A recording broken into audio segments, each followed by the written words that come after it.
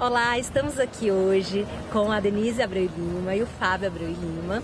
São especialistas na área de inteligências múltiplas e vai falar um pouquinho sobre essa relação de inteligências múltiplas, educação. E a gente precisa também, primeiro de tudo, entender o que é, né? O que são essas inteligências múltiplas, né? Boa tarde, tudo bem? Boa tarde. E aí eu queria que vocês contassem um pouquinho aqui para o sala o que são essas inteligências múltiplas, né? De uma maneira bem tranquila, para que a gente entenda bem, porque a gente sabe que não é tão simples. A teoria das inteligências múltiplas, ela surgiu com o psicólogo estadunidense Howard Gardner na década de 80, né? Foi o livro que ele lançou na época foi em 83, mas a pesquisa já tinha sido lançada anteriormente, quando foi solicitado para ele uma pesquisa, vários pesquisadores de Harvard, num determinado contexto, para pesquisar não necessariamente inteligências, mas relações culturais. E como essas sociedades se adaptam. Então foram cientistas de diversas áreas, inclusive ele psicólogo. E aí é que ele percebeu a influência da cultura no desenvolvimento das pessoas. E formulou a sua teoria de inteligências múltiplas muito para rebater também uma ideia de inteligência unicista, que ou você é inteligente ou você é burro, ou você nasce inteligente ou você nasce burro e você não tem condições de se desenvolver. Então, rebatendo a ideia do QI, do teste de QI, que foi muito utilizado por muito tempo, ele diz exatamente que as inteligências, na verdade, a inteligência é um potencial biopsicológico, quer dizer, tem uma parte herdada e uma parte que pode ser adquirida e desenvolvida dentro de uma determinada cultura. Então, quando você produz algum produto que é valorizado dentro daquela cultura, tá certo? Então, você pode dizer que a pessoa é inteligente dentro de uma determinada, ou especificamente dentro de uma determinada área. E tendo estabelecido os 8 critérios, né, para que cada inteligência fosse dada como tal, como uma inteligência separada, vamos dizer assim, entre aspas, né, uma das outras, que hoje estabelecidos nós temos 8, né, conhecidas que a gente Quais conheceu. são elas, né, as então, 8? Seriam as duas que são as mais conhecidas, mais abordadas nos testes de QI, nos testes de inteligência, ditos aí por aí, que são a lógico-matemática e a linguística. São essas duas. E aí nós temos a espacial, a musical, a corporal sinestésica, a naturalista, a intrapessoal e a interpessoal, que são as inteligências pessoais. Né? E cada uma reúne um conjunto de habilidades e de capacidades, e todas elas passaram pelos 8 critérios, são critérios tanto evolucionistas, da psicologia, culturais, biométricos, psicométricos, etc., né? E passaram por esses critérios para serem estabelecidos. Quer dizer, eu não posso pensar numa inteligência e criar, né? Não, Ela tem claro, toda uma questão... claro. Tem um critério científico para você estabelecê-las, tá certo? Quer dizer que essa é uma inteligência. Isso, exatamente. De forma geral, só para as pessoas terem uma noção do que significa cada uma delas, a lógica matemática ela diz respeito à capacidade do indivíduo de ter conhecimento de causa e consequência, causa e efeito, né? Também de relações lógicas, principalmente, o pessoal pensa nessa só com uma questão numérica, não é. Eu estava pensando aqui, matemática, então essa não tem. Isso, não. Normalmente, as pessoas podem até ter uma lógica matemática desenvolvida, não necessariamente porque ela é numérica, mas porque ela tem muita relação lógica. Tá? Reconhecimento de padrões também. Reconhecimento de padrões, tá certo? Então, é aquela coisa de você... Uma coisa bem mundana, assim, bem rotineira, você entrar num determinado lugar e falar, nossa, isso é parecido com aquilo. Então, como é que você cria critérios de estabelecer esse reconhecimento de padrões, né? Então, isso é importante dentro da lógica matemática. A linguística, obviamente, é a capacidade do indivíduo de saber lidar com a linguagem, né? Saber adequar essa linguagem em diferentes registros, ou diferentes público-alvo, ou diferente... ele saber gêneros, né? Então ele tem conhecimento disso e sabe adequar, não necessariamente é conhecimento teórico, é conhecimento prático mesmo.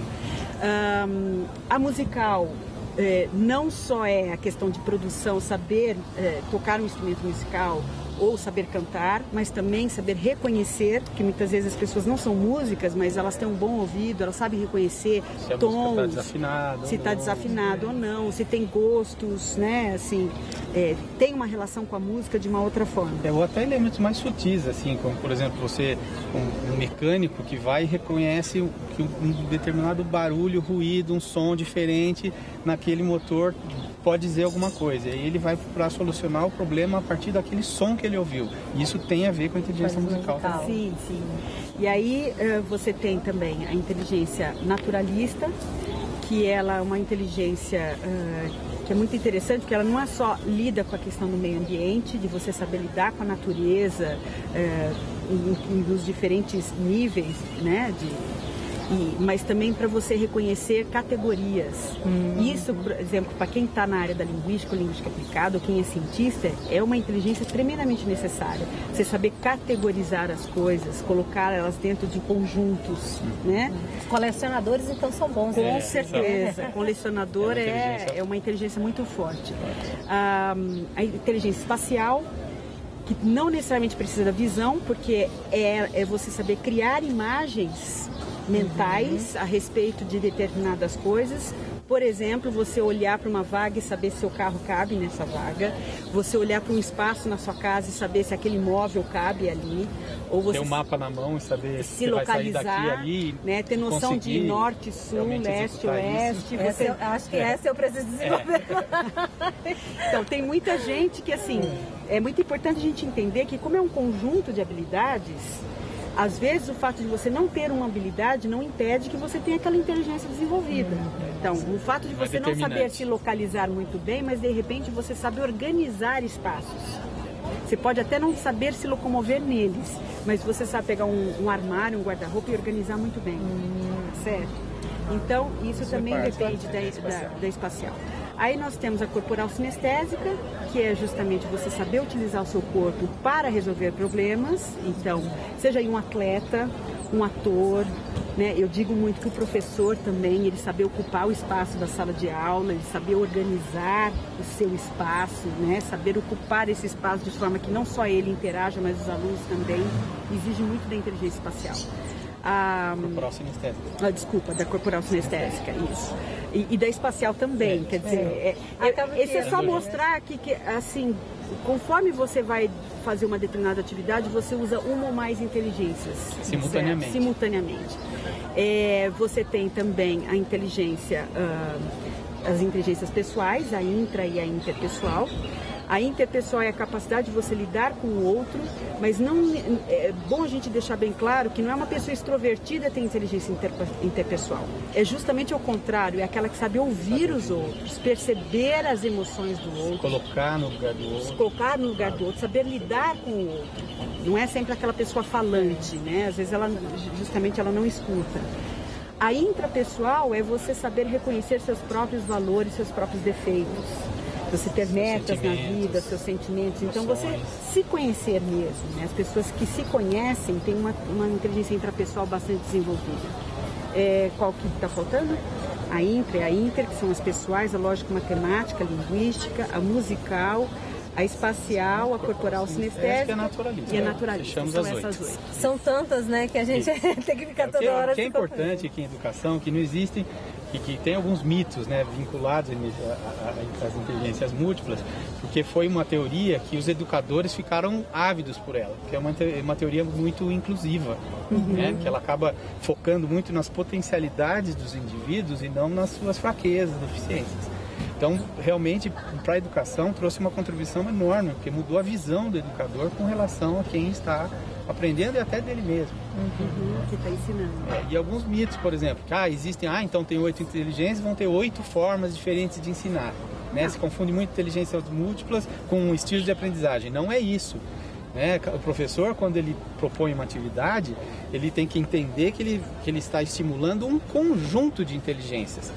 Nem sempre todas, ou quase nunca todas, mas sempre numa determinada atividade que ele propõe para os alunos, tem algumas inteligências, quer dizer, o aluno vai ter que usar habilidades que são de diferentes diferentes inteligências para poder chegar no resultado, ou construir aquele produto, ou construir aquele conhecimento.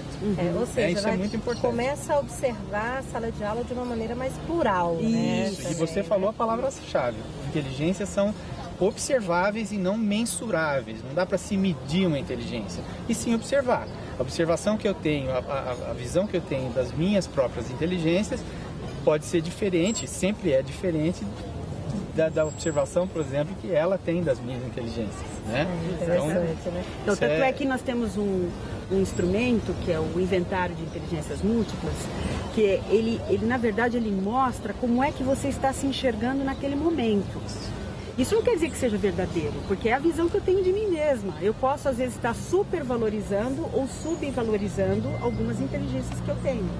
Certo. E onde a gente pode encontrar esse inventário? Esse inventário você pode achar no site www.inteligenciasmúltiplas.com.br, e aí você acessa a aba inventário, né? E ali vai ter toda uma explicação. É um inventário que demora mais ou menos uns 20 a 25 minutos para responder, são várias perguntas, e ali você tem depois um gráfico, um espectro de como estão suas inteligências naquele momento. Porque se você resolve investir um pouco mais, você pode alterar esse quadro, certo? Então esse quadro não é fixo, é uma coisa que depende da estimulação que você está passando. E eu acho que é uma teoria assim, fundamental para quem vai ter um filho, ou para quem está educando crianças, ou para quem está trabalhando com adolescentes, porque é uma coisa que você vai começando a enxergar a pessoa por aquilo que ela é.